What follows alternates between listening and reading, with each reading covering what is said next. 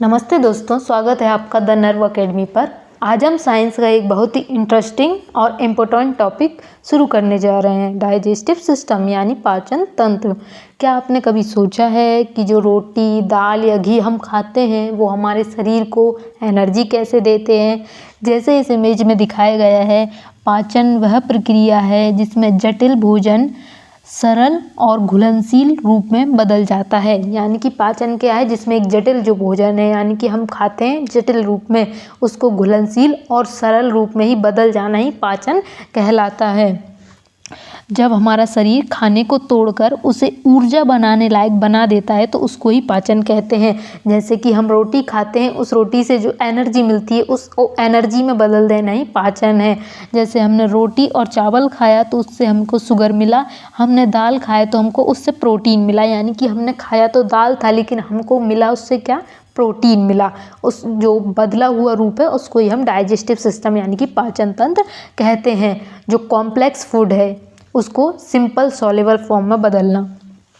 जैसे हमने खाना खाया, उसको स्टमक ने क्या किया, पचाया, स्मॉल इंटेस्टाइल ने पचाया, उसको ब्लड ने एब्जॉर्ब किया और उसको ऊर्जा में बदल दिया। इसको ही हम पाचन तंत्र कहते हैं, इस पूरी प्रक्रिया को। आगे देखते हैं पाचन के चरण, यानी कि जो डाइजेस्टिव सिस्टम है उसको हमने स्टेजेस में डिवाइडेड किया है। सबसे पहला है इजेशन यानी कि अंतःग्रहण। अब ये अंतःग्रहण क्या है, तो भोजन ग्रहण करने की प्रक्रिया को अंतःग्रहण कहते हैं। जैसे ही आपने भोजन को ग्रहण किया, ये आ गया अंतःग्रहण के तहत, यानी कि आपने क्या कर लिया, इजेशन कर लिया, अंतःग्रहण कर लिया। वहीं दूसरी प्रोसेस आती है डाइजेशन यानी कि पाचन। जैसे हमने ऊपर देखा था, जटिल खाद्य पदार्थ को सरल अणुओं में तोड़ने की प्रक्रिया पाचन कहलाती है। इसके बाद आता है एब्जॉर्प्शन यानी कि अवशोषण। पचे हुए भोजन के अवशोषण की प्रक्रिया को अवशोषण कहते हैं। यानी कि जो हमने भोजन किया उससे जो हमने एनर्जी को अवशोषण किया यानी कि एब्जॉर्ब किया, उसको ही हम क्या कहते हैं, एब्जॉर्प्शन कहते हैं। दूसरा इसके बाद आता है एसिमिलेशन यानी कि स्वैंगीकरण। ये क्या है, पचे हुए भोजन का उपयोग ऊर्जा और वृद्धि और मरम्मत के लिए करना। यानी कि जो एनर्जी हमने खाने से ली है हम उसका यूज़ करेंगे तो वो आएगा एसिमिलेशन के अंतर्गत। वहीं आता है इजेशन यानी कि मलत्याग। अपचित भोजन को शरीर से बाहर निकालने की प्रक्रिया को मलत्याग कहते हैं। जैसे यहाँ पे इमेज में भी बताया गया है, हमने पहले खाना खाया, फिर उसका पाचन हुआ, फिर से उसका एब्जॉर्बेशन हुआ यानी कि अवशोषण हुआ, वहीं इसका एसिमिलेशन हुआ, वहीं इसका एजेशन हुआ। इसको ही हम ये 5 प्रोसेस में ही जो है हमारा डाइजेशन कंप्लीट होता है।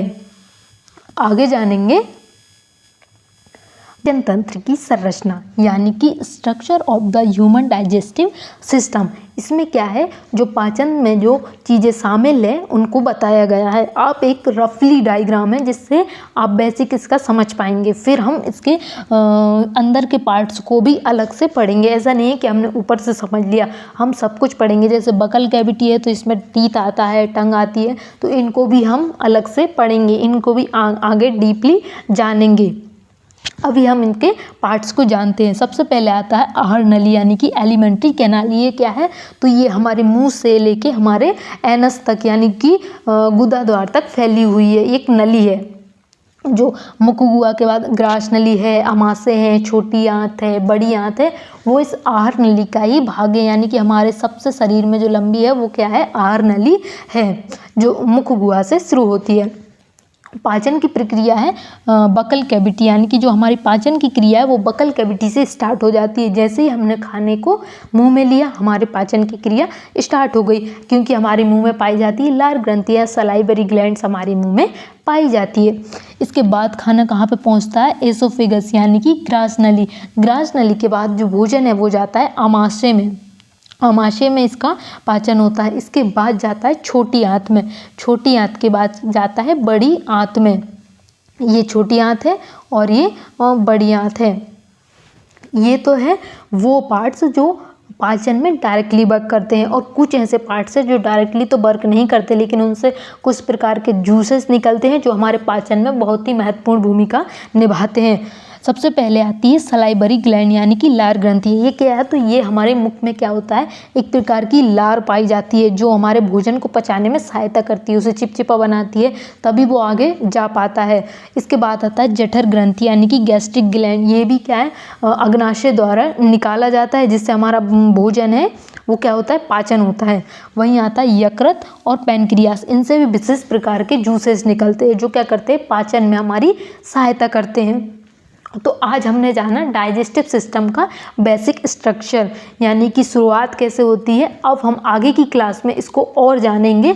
हम जो मेन पार्ट्स है, जैसे मैंने बताया कि हम आमाशय को भी अंदर से जानेंगे, छोटी आंत को भी जानेंगे, बड़ी आंत को देखेंगे, लार ग्रंथियाँ कौन कौन सी पाई जाती उनको देखेंगे। तो इसके लिए हम इसका नेक्स्ट पार्ट अपलोड करेंगे जल्दी ही, तो आप हमारे साथ बने रहिएगा। तब तक के लिए धन्यवाद।